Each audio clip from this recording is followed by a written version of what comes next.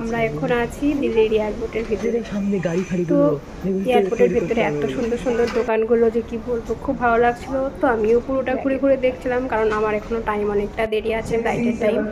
তো সেই জন্য দেখো চারিদিকটা ঘুরে ঘুরে দেখছিলাম। আর এত সুন্দর সুন্দর দোকানগুলোতে এত সুন্দর সুন্দর সব জিনিস, কি বলবো। এই দেখো দেখতে দেখতে জামার দোকান পেয়ে গেছি, ঢুকে গিয়েছি। আরে দেখো এই ড্রেসটা দেখো, এত সুন্দর, আমার চোখটা জুড়িয়ে গিয়েছিলো। যে গিয়ে দামটা দেখলাম, তো দামটা দেখছি ভালোই দাম, বিশাল দাম যাকে বলে। তো দেখে টেকে চলে আসলাম। ড্রেসগুলো ভালো, কিন্তু খুব দাম, প্রতিটা জিনিসের দাম। ড্রেসগুলো প্রতিটা ড্রেস ভালো ছিল, কিন্তু তার মধ্যে আবার এই অফ হোয়াইট কালারের ড্রেসটা খুব সুন্দর লাগছিল, সেই জন্য গিয়েছিলাম দেখতে। কিন্তু এত দাম যে পালিয়ে আসলাম।